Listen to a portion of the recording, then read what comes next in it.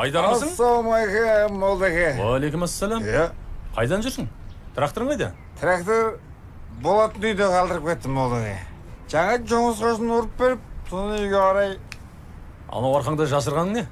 Ештеңе? Қане көрсетші, не бол андағың? Бұл ма?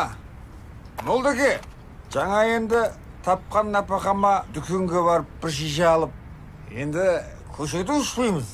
Жұмыс біткен соң үйде аздап нетеміз енді, Ей, сол тапқан напақаңды анау бала шағаңа апарсаң болмай ма?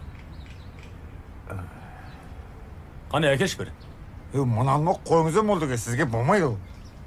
Сізге ұстауға болмайды, харам бұл. Солай ма? Сонда маған ұстауға болмайды, саған ұстауға бола ма сонда? Сіз деген молдаке мұсылмансыз ғой. Дін жолындағы адамсыз. Ұят болады. Сен ше, мұсылман емессің бе? Мұсылманмын. Қане әкел бір. Қойыңыз, сізге берсем қазір сындырып тастайсыз, немесе төгіп тастайсыз. Сындырмайын да төкпеймін де. Әкел. Не істейсіз ал? Жаңа өзің айтпақшы мешіттің алдында себем шаң баста қылам. Мынаны ма? Иә? Қойыңыз, молдаке. Болмайды ғой, бұл Алланың үйі. Ұят болады ғой. Сол мынау харам нәрсемен ластамақсыз ба?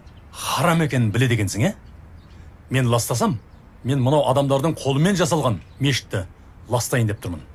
Адамдардың қолымен төселген тасты ластайын деп тұрмын. Ал сен ше? Алла тағаланың жаратқан, саған аманат етіп берген денесін ластайын деп тұрсың. Ойлан, бауырым.